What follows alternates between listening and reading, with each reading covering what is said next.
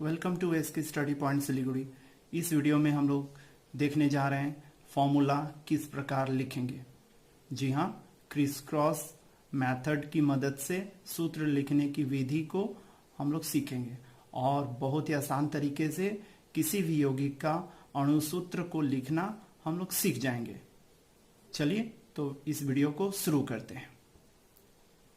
आप इसकी study point Siliguri का क्लास 7 परमाणु अणु और रासायनिक प्रतिक्रिया के पाठ को देख रहे हैं, विज्ञान के पाठ को देख रहे हैं और समझने की कोशिश कर रहे हैं। हम लोग क्रिस क्रॉस मेथड को इस वीडियो में देखेंगे, किंतु उसके पहले आपको जान लेना होगा कि फॉर्मूला या सूत्र होता क्या है, उसके प्रकार कितने होते हैं। उसी के बाद जब हम लोग फॉर्मूला लिखना सीखेंगे तो आपको समझने में बहुत आसानी होगी। यह सब जो भी आप सीखने जा रहे हैं, यह सब आपके लिए बोनस है। तो चलिए शुरू करते हैं। देखिए, फॉर्मूला या सूत्र क्या होता है वो पहले समझ लीजिए। संकेतों की सहायता से किसी तत्व अथवा यौगिक के एक अणु को प्रदर्शित करने वाला संक्षिप्त रूप है। कहने का मतलब है कि संकेतों का वह समूह जो किसी तत्व या यौगिक के एक अणु की रचना प्रदर्शित करता है, उसे उस पदार्थ का सूत्र कहते हैं।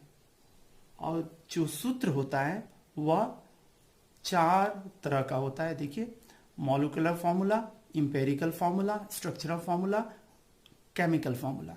हिंदी में अणुसूत्र, अनुसांगिक सूत्र, रचनात्मक सूत्र और रासायनिक सूत्र कहते हैं।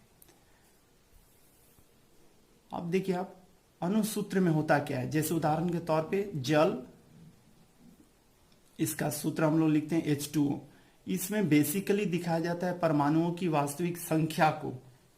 इसमें किसी अणु को प्रदर्शित करने वाला सूत्र है जिसमें उस अणु में उपस्थित परमाणुओं की वास्तविक संख्या को बताया जाता है। इसमें अणुसूत्र में जैसे आप यहाँ पे जल का देख रहे हैं H2O, अमोनिया का अगर बोलेंगे तो NH3 हो जाएगा।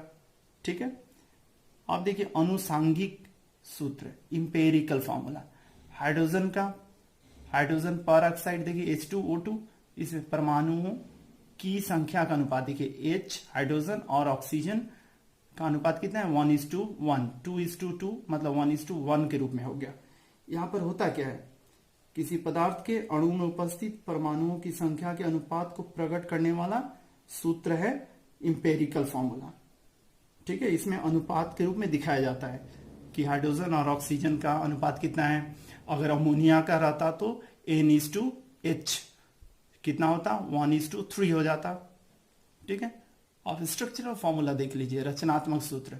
अमोनिया ये रचना के रूप में देखिए नाइट्रोजन है और सिंगल बॉन्ड के द्वारा 3 हाइड्रोजन जुड़ा हुआ है। ठीक है। मतलब इसकी संयोजकता कितनी हाइड्रोजन की 1 है, किंतु नाइट्रोजन की 3 है संयोजकता, इसलिए 3 बॉन्ड बनाकर जुड़ा हुआ है, एक एक करके सिंगल बॉन्ड। संयोजकता के अनुसार सभी परमाणु एक दूसरे से जुड़ते हैं इसमें। ठीक है। अब आप देखिए केमिकल फॉर्मूला, जिसको रासायनिक सूत्र बोलते हैं। इसमें होता क्या है, इसमें देखिए किसी रासायनिक प्रतिक्रिया को जब सूत्रों की सहायता से प्रदर्शित करते हैं तो रासायनिक सूत्र इसको कहते हैं। जैसे H2 + O2 मिलकर क्या बन गया, H2O बन गया। ठीक है। रासायनिक प्रतिक्रिया को सूत्र की सहायता से प्रदर्शित किया जाता है केमिकल फॉर्मूला में। तो उम्मीद कर रहा हूं आपको फॉर्मूला और फॉर्मूला के टाइप्स समझ में आ गए होंगे। अगर आपको कोई भी क्वेरी इससे रिलेटेड है तो कमेंट बॉक्स में जाकर आप बताइएगा, ताकि मैं आपकी कोई भी क्वेरी हो उसको बता पाऊं और समझा पाऊं। अगर अभी तक आप इसकी स्टडी पॉइंट सिलीगुड़ी को सब्सक्राइब नहीं किए हैं तो तुरंत सब्सक्राइब कर दीजिए, ताकि हर एक नए वीडियो का नोटिफिकेशन आपको मिलता रहे। कमेंट बॉक्स में जाकर कमेंट जरूर कीजिएगा और इस वीडियो को लाइक और शेयर करना बिल्कुल नहीं भूलिएगा। तो चलिए आगे बढ़ते हैं हम लोग इस वीडियो में। हम लोग अब देखने जा रहे हैं सूत्र लिखने की विधि को। देखिए, सूत्र लिखने की विधि समझना बहुत जरूरी है। क्योंकि तत्व हो या यौगिक हो, उसका सूत्र हम लोग किस तरह से किस बेसिस पर लिखेंगे वह जानना बहुत जरूरी है। किसी तत्व के अणु में उपस्थित परमाणुओं की संख्या को प्रकट करने के लिए तत्व के दाहिने संकेत की दाहिनी ओर थोड़ा नीचे परमाणुओं की संख्या लिख दी जाती है और कितने परमाणु हैं उसी पर आधारित करके हम लोग उसका सूत्र बता देते हैं। जैसे मान लीजिए आप एग्जाम्पल के तौर पर हाइड्रोजन लिख रहे हैं, तो हाइड्रोजन में कितने परमाणु होते हैं इसके एक अणु में? हाइड्रोजन के एक अणु में कितने परमाणु होंगे? तो 2। तो इसके दाहिनी साइड नीचे में कितना लिख देंगे? यहाँ पे 2 लिख देंगे, बस इसकी वैलेंसी हो गई। उसी तरह से ऑक्सीजन के लिए कितना लिखेंगे? इसमें भी 2 रहता है तो 2 लिख दिए। क्लोरीन के लिए इसमें भी 2 रहता है, एक अणु में 2 परमाणु, इसलिए 2 लिख दिए। इस तरह से आप लिखते चले जाएंगे और ढेर सारे तत्वों के फॉर्मूला तैयार हो जाएगा। ये देखिए, इसी तरह से मान लीजिए ओजोन हो गया, तो ओजोन में कितना रहता है? 3 परमाणु रहता है एक अणु में, तो O3 हो गया, यहां पे नीचे में 3 लिख लीजिए। ठीक है, तत्वों के संकेत के दाहिनी ओर थोड़ा नीचे परमाणु की संख्या लिख देने से ही इसका सूत्र तैयार हो जाता है, अणु सूत्र जिसको हम लोग बोल रहे हैं। उसी तरह से फास्फोरस में कितने परमाणु होते हैं इसके एक अणु में? तो 4 होते हैं, तो P4 हो गया। ठीक है, इसी तरह से हम लोग तैयार करते चले जाएंगे। और भी मान लीजिए अगर सोडियम है तो इसमें तो 1 होता है, तो 1 तो लिखना नहीं होता है ना? तो इस तरह से आप तैयार कर सकते हैं तत्वों के अणुसूत्रों को लिख पाना। बहुत ही आसान है, इसमें कोई परेशानी नहीं होती है। इसमें कुछ और भी चीज है जिसको समझ लेना आपके लिए बहुत जरूरी होता है। जैसे सोडियम मैंने बोला, पोटेशियम बोला, तो ये सब जो तत्व हैं इसमें केवल एक ही परमाणु उपस्थित होता है। तो अगर ऐसे यौगिक हो गए, इसमें एक ही परमाणु है, तो आपको केवल उनका संकेत लिख देना है, बस उसका अणुसूत्र हो गया। तत्वों के एक अणु में एक परमाणु उपस्थित होता है, उनका संकेत और सूत्र एक ही होगा। जैसे कार्बन के एक अणु में एक परमाणु होता है, अतः कार्बन के संकेत C के द्वारा उसका सूत्र प्रदर्शित होगा। इसी प्रकार sodium, potassium, copper, helium, organ जैसे तत्वों का सूत्र क्रमशः Na, K, Cu, He, Ar होगा। धातुओं और निष्क्रिय गैसों के एक अणु में एक परमाणु रहता है। तो इस तरह से आप तत्वों के अणुसूत्रों को लिख पाते हैं। अगर अभी तक आप इसके स्टडी पॉइंट सिलीगुड़ी के साथ नहीं जुड़े हैं तो तुरंत सब्सक्राइब बटन को दबा दीजिए, बेल आइकन को प्रेस कर दीजिए ताकि नोटिफिकेशन आपको मिलता रहे। तो चलिए आगे बढ़ते हैं। यौगिकों का अणुसूत्र लिखने का जो तरीका है उसको जानने की कोशिश करते हैं। विभिन्न परमाणुओं से गठित किसी यौगिक के अणु को प्रकट करने के लिए सर्वप्रथम उन परमाणुओं के संकेत को पास पास लिखकर संकेत की दाहिनी और थोड़ा नीचे परमाणुओं की संख्या लिख दी जाती है। ठीक है, सल्फ्यूरिक अम्ल मान लेते हैं, सल्फ्यूरिक अम्ल है तो हम लोग जानते हैं H2SO4 ये होता है, किंतु कैसे होता है इसको समझना पड़ेगा। ठीक है, सल्फ्यूरिक अम्ल का गठन हम लोग लिख रहे हैं। तो सल्फ्यूरिक अम्ल में ठीक है, एक अणु सल्फर का होता है, 2 अणु हाइड्रोजन का होता है और 4 अणु ऑक्सीजन का होता है। तो इस तरह से हम लोग सल्फ्यूरिक अम्ल का सूत्र लिख सकते हैं। उसी तरह से अगर NaCl लिखते हैं तो Na सोडियम का एक अणु और एक परमाणु और क्लोरीन का एक परमाणु, तो कुल मिला के कितने हो गए? ठीक है, 2 परमाणु। तो NaCl के एक अणु में 2 परमाणु हो गए, एक सोडियम के और एक क्लोरीन के। ठीक है, इस तरह से हम लोग तैयार करते जाते हैं। उसी तरह से अगर जल का लिखेंगे तो हाइड्रोजन का 2 परमाणु, ऑक्सीजन का 1 परमाणु मिलकर जल का एक अणु बना लेता है। यहां पर इस चीज को समझ पाना बहुत ही आसान है, आप समझ गए होंगे, किंतु जो इंपॉर्टेंट चीज है वह है किसी यौगिक का अणुसूत्र लिखने का जो कुछ आवश्यक चीज है उसको समझना पड़ेगा आपको। तो इसको एकदम बहुत ध्यान से सुनिएगा और समझने की कोशिश कीजिए। जब सूत्र लिखते हैं, अणुसूत्र लिखते हैं, हम लोग समझ चुके हैं कि जब हम लोग सूत्र लिख रहे हैं तो बेसिकली हम लोग मॉलिक्यूलर फॉर्मूला को ही लिखते हैं, अणुसूत्र को लिखते हैं। इंपेरिकल फॉर्मूला या स्ट्रक्चरल फॉर्मूला या केमिकल फॉर्मूला का यूज नहीं करते हैं। इस बात को समझाने के लिए ही आपको टाइप्स ऑफ फॉर्मूला मैंने बताया है। तो देखिए, आप समझिए, जो बेसिक चीज हम लोग अणुसूत्र लिखने का सीखने जा रहे हैं, इस चीज को एकदम ध्यान से समझने की कोशिश कीजिए। क्या होता है ये चीज?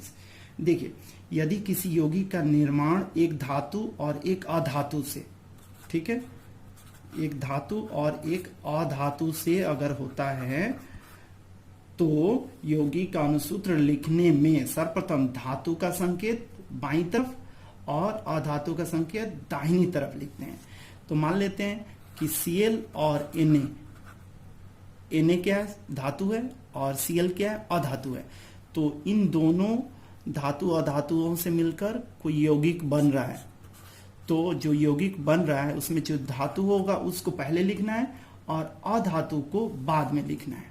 ये देखिए, इस तरह से, इस बात को समझ लीजिए। ये 1 नंबर नियम हुआ। फिर होगा Na को पहले लिखना है, Cl को बाद में लिखना है। ये होगा, ऐसा नहीं लिख सकते आप Cl पहले Na बाद में, ऐसा कभी नहीं लिख सकते। इस चीज को समझ लीजिए।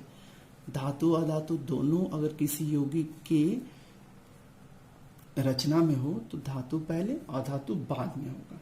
ठीक है। दूसरा पॉइंट जो याद रखना है आपको, यदि यौगिक 2 अधातुओं से मिलकर बना हुआ है तो जो अधातु ठोस होगा उसको पहले लिखेंगे और उसके बाद में जो भी है, उसके बाद में जो भी है, तरल है या गैस है, इनको बाद में लिखेंगे। ठीक है। यहां पे समझ लीजिए, अधातु होगा, दोनों अधातु होगा, अधातु 2 तत्व हैं अधातु, उनसे मिलकर यौगिक बना हुआ है। तब क्या करेंगे, जो ठोस होगा उसको बाईं तरफ और दूसरी अधातु तत्वों को दाहिनी तरफ लिखते हैं। एग्जाम्पल के तौर पे अगर देख लेते हैं, कार्बन और ऑक्सीजन मिलकर बना हुआ है। ठीक है।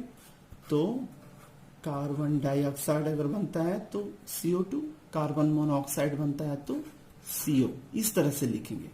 देखिए, तो ठोस कार्बन रहता है तो पहले हो गया, और अधातु O ऑक्सीजन गैसियस अवस्था में है तो ये बाद में आएगा। ये भी चीज आपको दिमाग में बैठा के रखना होगा। उसी तरह से दूसरा भी अगर ले सकते हैं आप, सल्फर लेते हैं और ऑक्सीजन लेते हैं तो इससे बनता है सल्फर डाइऑक्साइड। तो ऐसे लिखेंगे, पहला ठोस वाला, फिर बाद में गैसीय वाला या तरल अवस्था में रहने वाला। ठीक है। ठीक है। तीसरा पॉइंट जो बहुत इंपॉर्टेंट है, गैस के लिए है, समझ लीजिए इसको सही से। 2 गैसीय तत्व से यौगिक बना हुआ है। ठीक है। 2 गैसीय तत्व से यौगिक बना हुआ है। एग्जाम्पल के तौर पे मान लीजिए आपके पास में दिया हुआ है हाइड्रोजन है और क्लोरीन, ये दोनों मिलकर एक कंपाउंड बना रहा है। क्या है? हाइड्रोजन क्लोराइड गैस बनाया, हाइड्रोजन क्लोराइड गैस बनाया। तो आपको बताना है कि HCl होगा, Cl नहीं होगा। क्यों? देखिए, सबसे पहला पॉइंट क्या होता है, जब 2 गैसीय तत्वों से मिलकर यौगिक बनता है तो यहां पर आपको याद रखना है परमाणु संख्या। परमाणु संख्या को याद रखिएगा, एटॉमिक नंबर, एटॉमिक नंबर को याद रखना है। एटॉमिक नंबर क्यों याद रखना है? क्योंकि एटॉमिक नंबर से ही डिसाइड किया जाएगा कि कौन पहले आएगा, कौन बाद में आएगा। ठीक है। तो याद रखिएगा, एकदम एटॉमिक नंबर एकदम दिमाग में रखना ही होगा। जिस परमाणु की परमाणु संख्या अधिक होगी, देखिए, जिसकी सबसे ज्यादा होगी परमाणु दोनों में, तो हाइड्रोजन का होता है एटॉमिक नंबर 1 और क्लोरीन का होता है 17।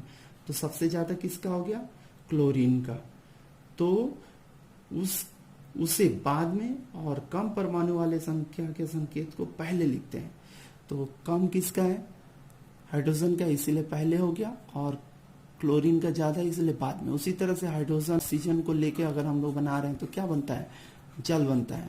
तो देखिए कम हाइड्रोजन एटॉमिक नंबर इसका है, ठीक है, इसका 8 है, तो ये बाद में आ गया। तो जिसका कम रहेगा वो पहले, और जिसका बाद ज्यादा रहेगा वो बाद में। फिर दूसरा पॉइंट जो है जिसको आपको समझना है उसको बोलते हैं विद्युत धनात्मक, इलेक्ट्रो पॉजिटिविटी, ठीक है। एक इलेक्ट्रोनेगेटिविटी होता है, विद्युत ऋणात्मकता, और एक विद्युत धनात्मकता। तो विद्युत धनात्मकता जो होता है इसको ध्यान में रख के भी जब कंपाउंड का नाम तैयार करते हैं तो उसको भी ध्यान में रखना होता है। दो गैसीय अवस्था में तत्व हो तो वहां पर अधिक विद्युत धनात्मक गुण वाला जो होगा, अधिक गुणात्मक विद्युत धनात्मक वाला, उसे बाद में लिखते हैं। जैसे आपके पास में नाइट्रोजन है और हाइड्रोजन है, इसमें अधिक धनात्मकता कौन है, किसका है, हाइड्रोजन का है, इसलिए हाइड्रोजन बाद में होगा और नाइट्रोजन पहले होगा, तो NH3। इस तरह से इसका हम लोग सूत्र लिखते हैं। याद करके रखना है आपको, जिसका विद्युत धनात्मकता गुण सबसे ज्यादा होगा वह बाद में, और जिसका कम होगा वह पहले लिखाएगा, ठीक है। चौथा पॉइंट जो होता है वह देख लिए क्या, जब गैसीय तत्वों की बात हो और इनका सूत्र लिखना हो, अनुसूत्र लिखना हो, तो परमाणु संख्या और विद्युत धनात्मक दो एस्पेक्ट को सोच के चलना पड़ता है, ठीक है। परमाणु संख्या ज्यादा हो तो उसे बाद में लिखना पड़ेगा, और परमाणु संख्या कम हो तो उस तत्व के संकेत को पहले लिखना पड़ता है, ठीक है। उसी तरह से यहाँ पे जल में भी देख लीजिए, या HCl में भी देख लीजिए।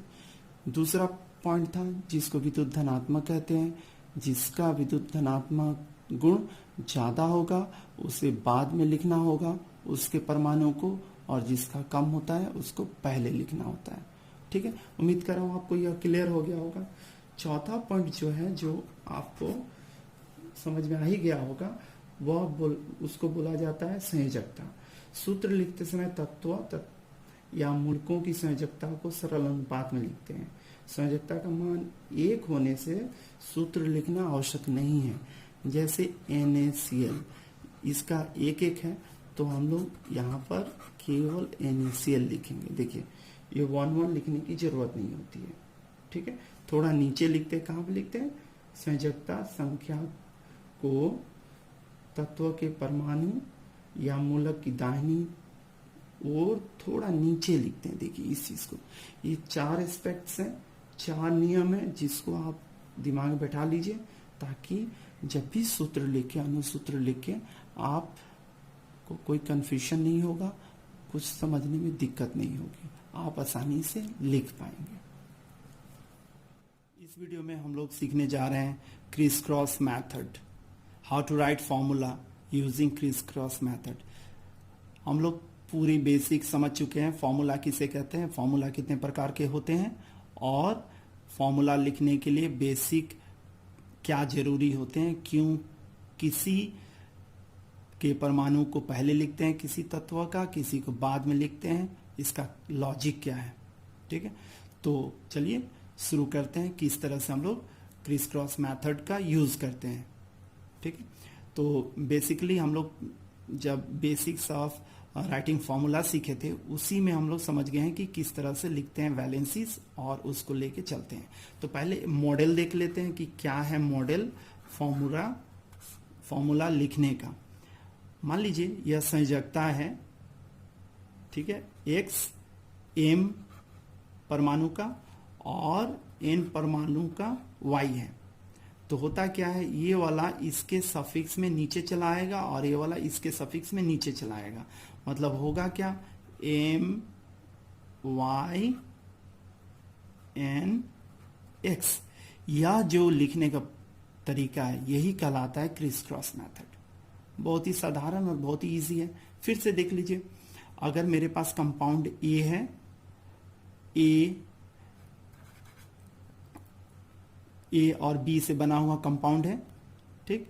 ए परमाणु का संख्या मान लेते हैं m है, और बी तत्व के परमाणुओं की संख्या n है, ठीक है।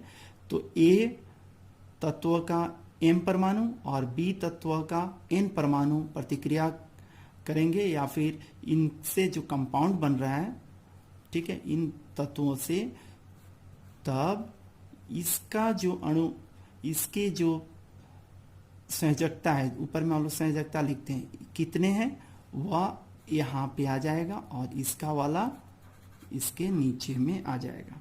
तो कहने का मतलब क्या है कि जब गठन होता है किसी यौगिक का, तो संयोजकता जो भी हो किसी भी तत्व का, वह संयोजकता सूत्रों में नीचे आ जाता है, इंटरचेंज करके नीचे की ओर दाहिनी साइड में। Is it clear? उम्मीद कर रहा हूं आपको समझ में आ गया होगा। देखिए कुछ उदाहरण हम लिखेंगे तो आपको समझ में आ जाएगा। मान लीजिए मैं लेड नाइट्रेट लिख रहा हूं, ठीक है, लेड नाइट्रेट। तो लेड के लिए आप जानते होंगे, लेड के लिए Pb लिखते हैं और नाइट्रेट के लिए NO3 लिखते हैं। तो लेड की वैलेंसी कितनी होती है, 2, और नाइट्रेट की वैलेंसी 1। तो ये वाला इधर आ जाएगा, ये वाला इधर चला जाएगा। तो हम लोग इस तरह से लिखते हैं, Pb इंप्लाइज बैठाकर और NO3। यह रेडिकल है, रेडिकल एक साथ में एक रूप में काम कर रहा है, इसलिए इसको ब्रैकेट में लिखना जरूरी है। इसका 2 यहाँ पर और इसका 1 यहाँ पर, ठीक है। अब क्या करते हैं, ये 1 है तो 1 को तो लिखने के लिए मना किया गया कि नहीं लिखना होता है, किंतु यह 1 से ज्यादा है तो इसीलिए इसको लिखना पड़ेगा। तो लेड नाइट्रेट इस तरह से हो गया, ठीक है, समझ में आ रहा होगा। उसी तरह से मान लेते हैं कैल्शियम हाइड्रोक्साइड।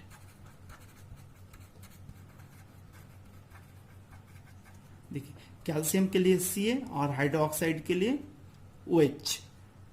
इसकी वैलेंसी कैल्शियम की 2 और हाइड्रोक्साइड की वैलेंसी 1। तो ये यहां पे आ जाएगा, ये वाला इधर चला जाएगा। तो क्या हो जाएगा, Ca1OH2। एक से ज्यादा है इसलिए इसको ब्रैकेट में लिखना पड़ेगा, ठीक है। और नेक्स्ट लाइन में हम लोग क्या करेंगे, विदाउट ब्रैकेट लिखेंगे। यहाँ का 1 विदाउट 1 लिखेंगे, ब्रैकेट्स तो रहेगा ही रहेगा क्योंकि एक से ज्यादा है और एक रेडिकल है, ठीक है, समझ में आ गया। उसी तरह से मान लीजिए मैग्नीशियम का लिखते हैं, मैग्नीशियम नाइट्राइड का, नाइट्राइड, ठीक है।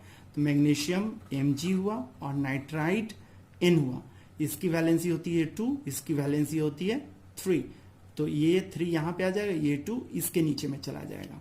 तो कितना हो जाएगा, Mg3N2। देख रहे हैं कितना आसान है और एकदम सरल है, ठीक। आप ध्यान से समझिएगा कुछ चीज, क्योंकि ये सब चीज बेसिक चीज है। अगर मान लीजिए आप नहीं समझ पाए तो कमेंट करके बोलिएगा, तो फिर मैं कुछ आप लोगों को बता पाऊंगा या समझा पाऊंगा।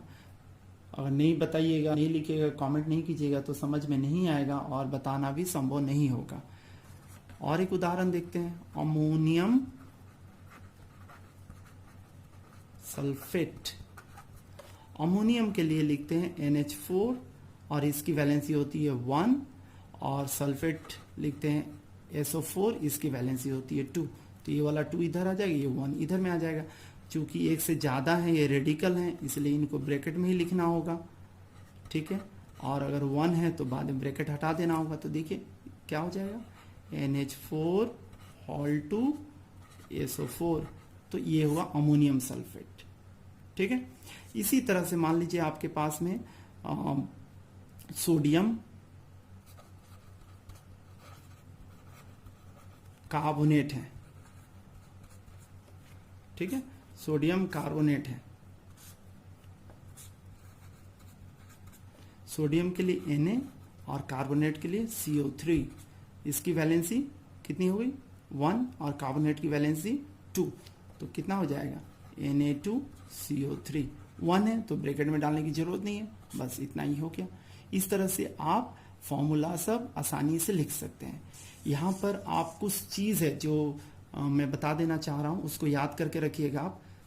SO4 सल्फेट के लिए इसकी वैलेंसी 2 होती है, सल्फाइट के लिए इसकी वैलेंसी भी 2 होती है, सल्फाइड इसकी भी वैलेंसी 2 होती है। तो देखिए ये सल्फेट हो गया,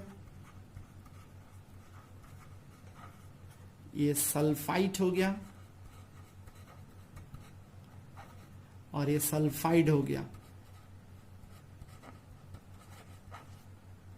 डिफरेंस देख लीजिए, AT IT IDE, ठीक है। उसी तरह से आपके पास में नाइट्रेट, ठीक है, नाइट्राइट 1 और ये नाइट्राइट, याद करके रखिएगा। ये सब कंफ्यूज कर लेते हैं कभी कभी। फॉस्फेट, फॉस्फाइट, ये भी 3 है, और फॉस्फाइड। इन सबको एकदम दिमाग में बैठा के रखिएगा और याद कर लीजिएगा। इसके अलावा कार्बोनेट, बाइकार्बोनेट हैं, इन सबको भी याद करके रखिएगा, क्योंकि इन्हीं की मदद से आप फॉर्मूला सब आसानी से लिख पाएंगे। स्क्रीन पर भी आप देख रहे होंगे रेडिकल्स और उनका वैलेंसी, और कुछ तत्व हैं उनकी भी वैलेंसी मैंने दिखा दिया है स्क्रीन पर, उसको रट लीजिएगा, याद कर लीजिएगा, क्योंकि इन्हीं की मदद से आप फॉर्मूला आसानी से लिख पाएंगे। अगर आप रेडिकल्स और जो तत्व हैं उनकी वैलेंसीज याद नहीं कर रहे हैं, नहीं याद करते हैं, तो आप फॉर्मूला नहीं लिख पाएंगे, ठीक है। तो इसको आप सही से प्रैक्टिस कीजिएगा और याद कर लीजिएगा। पॉइंट सिलीगुड़ी, और इस वीडियो में हम लोग चर्चा कर रहे हैं सूत्र लिखने का। जी हाँ, अणुसूत्र, मॉलिक्यूलर फॉर्मूला कंपाउंड्स का लिखने का। तो अभी हम चर्चा करेंगे जल का अणुसूत्र H2O है, OH2 क्यों नहीं। कुछ कारण जो हम लोग बेसिक्स ऑफ फॉर्मूला राइटिंग को सीखने के समय ही समझे थे, कुछ नियम होता है, उसी पर आधारित कुछ क्वेश्चन है। इसको आप समझ के रखिएगा, क्योंकि ये बेसिक्स हैं। अगर इसको आप नहीं जानते हैं, कोई पूछता है, एग्जाम्स में आते हैं, तो आप नहीं लिख पाएंगे, नहीं बता पाएंगे, ठीक है। तो देखिए, जल का अणुसूत्र जो होता है H2O होता है, OH2 नहीं लिखते हैं। क्यों? हाइड्रोजन अधातु होते हुए भी सभी धातुओं की तरह रासायनिक प्रतिक्रिया में भाग लेता है, ठीक है। ऑक्सीजन की परमाणु संख्या हाइड्रोजन से अधिक है, तो जिसकी परमाणु संख्या अधिक होगी उसको क्या करेंगे, बाद में लिखेंगे। जिसकी कम होती है उसको पहले लिखते हैं। तो हाइड्रोजन की परमाणु संख्या क्या है, कम है, इसलिए हाइड्रोजन पहले, ऑक्सीजन बाद में। तो यही बेसिक चीज है जिसके कारण से क्या करते हैं, जल का सूत्र H2O लिखते हैं, OH2 नहीं लिखते हैं, ठीक है। आगे बढ़ते हैं। नाइट्रोजन और हाइड्रोजन से बना हुआ कंपाउंड है NH3, अमोनिया में नाइट्रोजन की परमाणु संख्या हाइड्रोजन से अधिक है, फिर भी नाइट्रोजन को पहले लिखा जाता है। क्यों? अभी जल में हम लोग चर्चा की है, जिसकी परमाणु संख्या ज्यादा होगा वह बाद में लिखाएगा, जिसका कम होगा वो पहले लिखाता है ना। किंतु इसमें उल्टा हो रहा है। क्यों हो रहा है? देखिए, जब हम लोग सेकेंड पॉइंट चर्चा किए थे, गैसीय तत्व रहें तब किस तरह से उनको लिखेंगे, तो सेकेंड कंडीशन था उसमें परमाणु संख्या के साथ साथ क्या था कि उनकी विद्युत धनात्मक वाला गुण को भी देख लेना होगा, ठीक है। किसका विद्युत धनात्मक गुण ज्यादा है या कम है उसको देख लेना था। जिस तत्व का अधिक विद्युत धनात्मक गुण होगा उसको बाद में लिखा जाता है। तो क्या हो रहा है यहाँ पे, नाइट्रोजन की अपेक्षा हाइड्रोजन अधिक विद्युत धनात्मक है। तो कौन ज्यादा विद्युत धनात्मक है? हाइड्रोजन, है ना। तो इसीलिए हाइड्रोजन को बाद में लिखा जाएगा और नाइट्रोजन को पहले लिखा जाएगा। तो इस तरह से हम लोग समझ गए कि किसी भी तत्व का या यौगिक का सूत्र लिखने का क्या कारण होता है और क्यों हम लोग क्रिस क्रॉस मेथड की मदद से, वैलेंसी की मदद से हम लोग इस तरह से फॉर्मूला को तैयार करते हैं। अगर अभी तक आप इसके स्टडी पॉइंट सिलीगुड़ी को लाइक नहीं किए हैं, सब्सक्राइब नहीं किए हैं, तो तुरंत सब्सक्राइब कर लीजिए, क्योंकि ऐसा करने से हम लोगों को मोटिवेशन मिलता है, सेटिस्फेक्शन मिलती है और बेहतर से बेहतर वीडियो बनाने की ललक पैदा हो जाती है। तो उम्मीद कर रहा हूँ आपको यह वीडियो बहुत अच्छी तरह से समझ में आ गया होगा अगर कुछ भी कंफ्यूजन है, कुछ भी डाउट हो तो कमेंट बॉक्स में जाकर जरूर लिखिएगा, ताकि हम लोग उस पर और बता पाएँ। और वीडियो चाहिए तो भी कमेंट कीजिएगा, ताकि इसको छोटा करके किसी टॉपिक पे और चर्चा करना पड़े तो उसको करके हम लोग वीडियो बना देंगे।